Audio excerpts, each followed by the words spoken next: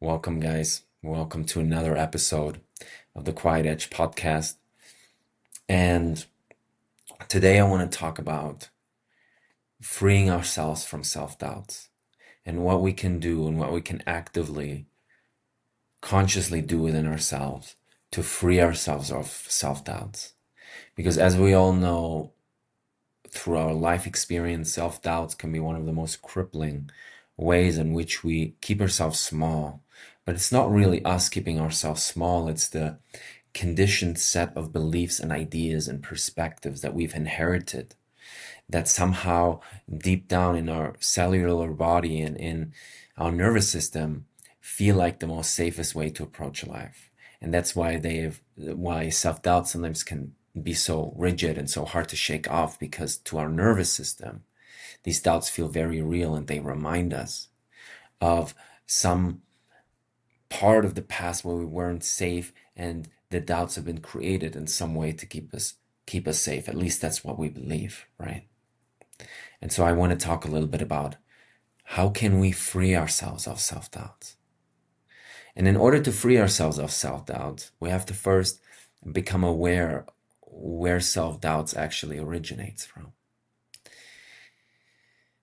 And if you take a moment right now, right, and you're just here sitting, watching this video, being here with me, being present with me, and I feel so grateful that you're here, present with me together right now. And you being present right now, listening to my words, watching this video, can you notice that you're just observing? And now as you are listening, as you're hearing my thoughts, maybe there are thoughts arising within your own mind, right?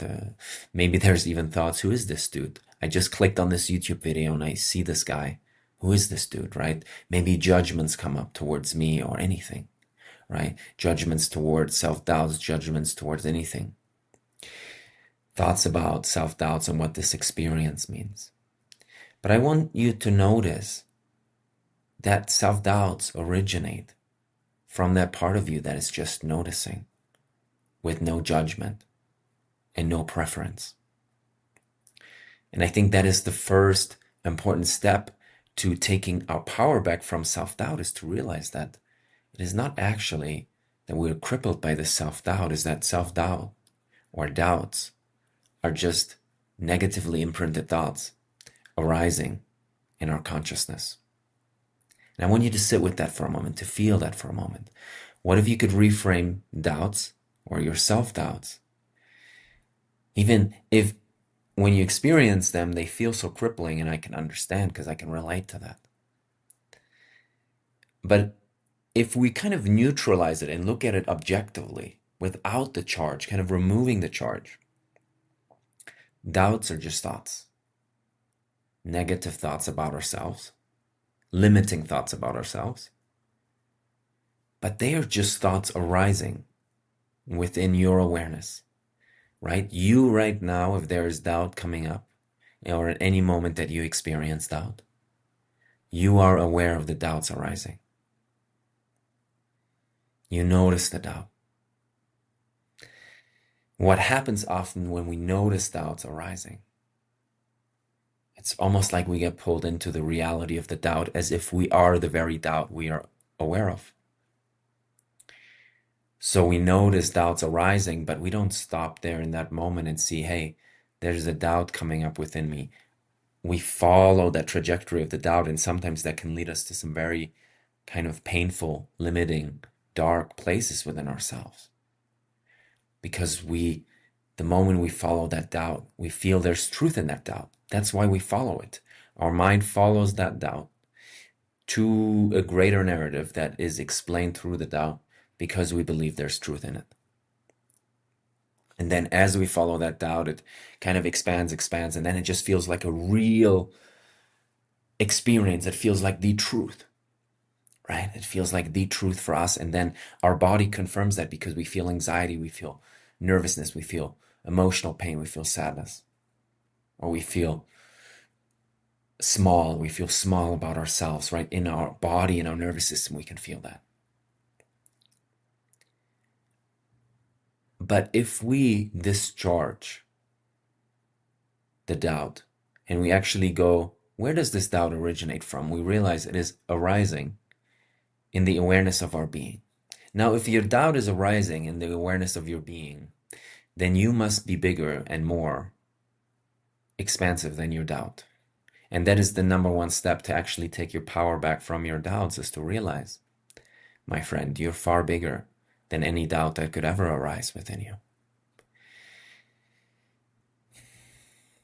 So the first step is to realize what you are, which is the awareness of being, which is the consciousness within you, actually just aware of a thought that sounds negative arising. But we label that thought as negative. In a way, it is just a thought. It is just a thought. A thought of, I'm not good enough. I'm stuck in my job and I hate my job. And I can just not get out of it. Nobody likes me, right? The moment these thoughts come in, and because we've thought these thoughts so many times, they've built a narrative of themselves that we can follow. But when we actually just stop there, it is just a thought arising. And what it is arising in is your beautiful consciousness. And that's what I want you to see right now.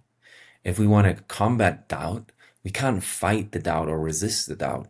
We have to actually remember at a deep level what it is within us that has always been free of doubt and that has always been way beyond doubt and way more powerful than any doubt.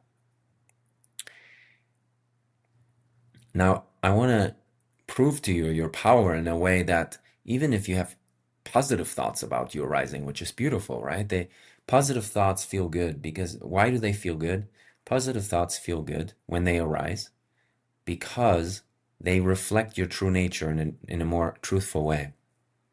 Negative thoughts don't feel so great in your body and your nervous system because your intuition senses somehow this isn't reflective of my deepest spiritual truth. And positive thoughts, they're a little bit more reflective of our deepest spiritual nature, which is beautiful and whole and peaceful and complete.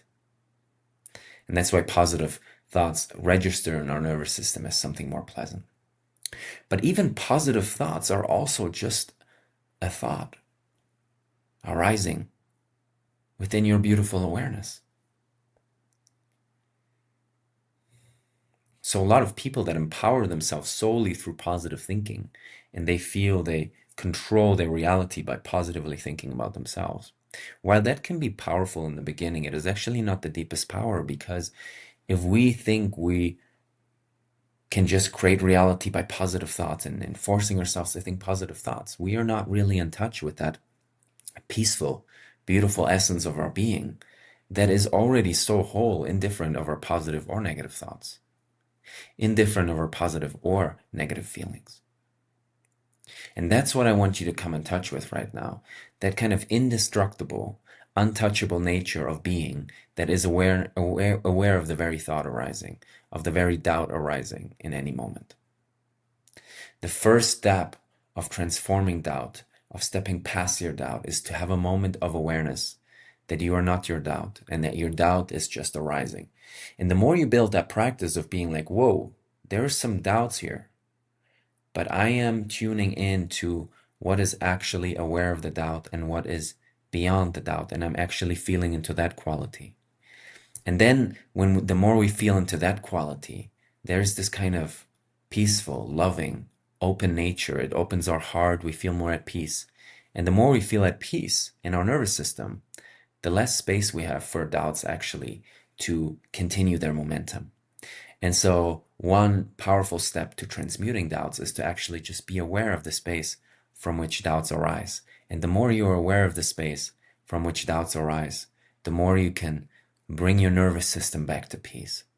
Now, the second step to transmuting doubts is to actually stop and become aware the moment you are following the doubt with its usual momentum, with the momentum that you're used to, right? From all the times that this doubt has come up, this story around the doubt has come up. We break the habit of following that narrative and we bring ourselves back to presence. We bring ourselves back to our breath. And the more you practice actually noticing the story and being aware of the story around the doubt, right? Whether that's maybe I'll never be as successful as I want to be. Nobody likes me. I'm never validated the way I want to, right? And then there's all these sub thoughts of this doubt, and you lose yourself in it, and then you just describe this reality. The quicker you can notice that you are in some way hallucinating, that your thoughts are hallucinating a reality that in that moment you're believing in a deeper way, the moment you can become aware and say, hey, thank you for sharing this, right? You're treating your mind in a loving way. You're saying, thank you for sharing this. But right now, let's not go here. I hear you, but I really don't feel this is our truth.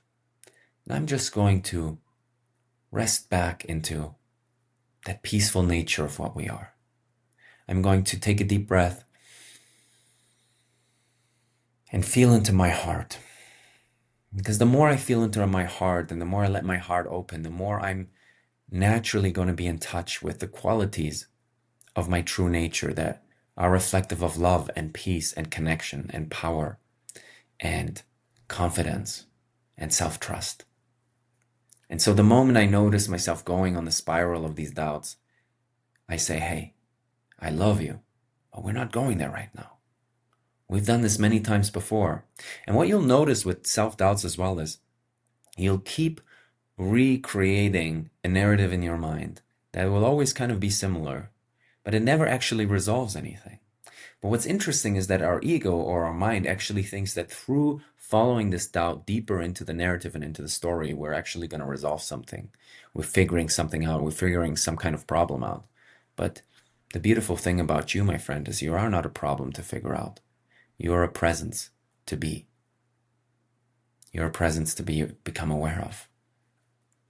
And so when we're trying to figure out what's at the core of our doubt, or we're looking, oh, why am I doubting? And then we're just going on the spiral, just realizing, and this is the third step, realizing that continuously thinking about figuring out a problem of why you have doubts or why you're doubtful is not actually going to help. What's going to help is to regulate your nervous system and to be more present and to come back into connection with yourself and your heart. And that is the invitation in that moment. Come back to yourself.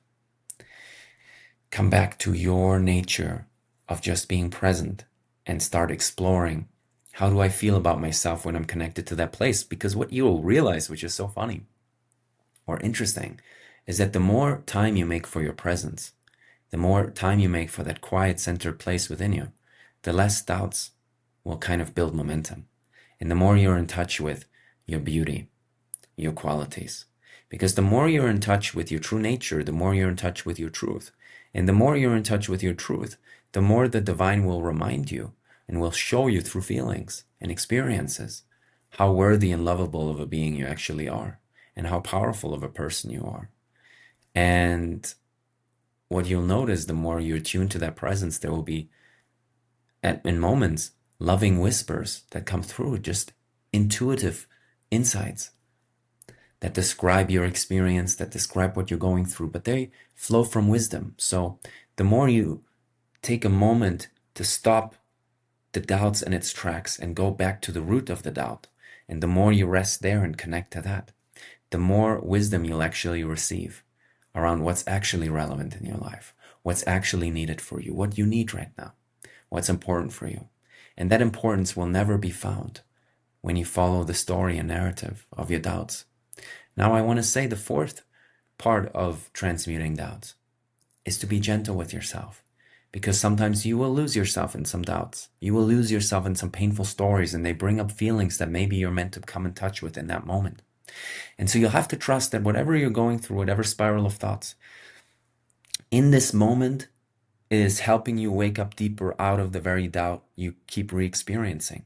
And this is sometimes like a spiral staircase. It takes time. It's not going to be one moment to the next, everything changes, even though these quantum leaps, you can say, do happen. But the importance is always be compassionate and gentle with yourself, and be gentle with the part of you or the essence of you or that inner child within you that is actually having the doubt. Because that doubt comes from some pain. That doubt comes from some pain of not feeling seen or not having been seen, or not feeling good enough. And that pain has been created in moments of your past. And so can you be compassionate and gentle with yourself when these doubts arise? Because battling yourself and being judgmental towards yourself or trying to fight off the doubts, that's never going to help. That's never going to resolve the doubt. We cannot battle negativity. We love and embrace the one that's negative by coming more in touch with that part of us that's already peaceful, which is your presence. So this is what I wanted to remind you of today. And I hope through these words you're feeling in your body and in your nervous system right now a certain sense of calmness, a certain sense of openness, a certain sense of reconnection with yourself. And I want you to take this insight with you in your day, that when next time a doubtful thought or a doubtful experience comes up, maybe you'll notice it a little sooner. And what will you do in that moment? You'll say, oh, thank you for sharing. Thank you for sharing these doubts with me. I hear you and I understand that you think that, but right now, let's actually just go back. Let's be here. Let's be present, because I don't think there's so much value right now to be pursued. Or it's not really so good for us right now to explore this doubt or to go with where this doubt wants to go, even though I love you and I hear you. So we can speak very gently, very lovingly to our own doubt, and yet kind of rise beyond it. Because what you are, my friend, is that vastness, that presence, that awareness from which any doubt or even positive thoughts arise. And therefore you're already more powerful and vast and expanded than any doubt can ever be. And therefore a doubt can never be true about you, because a doubt is only arising in the truth that you are. And that is the essence that I would love for you to come back to. The only thing at the end of the day that's really true is you. And you are that beautiful truth of presence. You are that which is aware. So anything that arises in that awareness, even though it can be an experience, we can experience it, is never able to capture and define the absolute truth of you. And therefore doubt is very limited in describing the power and beauty of who you are. Doubt can never describe that, because you're way, way, way, way more than that. Thank you for listening today, guys. I hope this was helpful to you.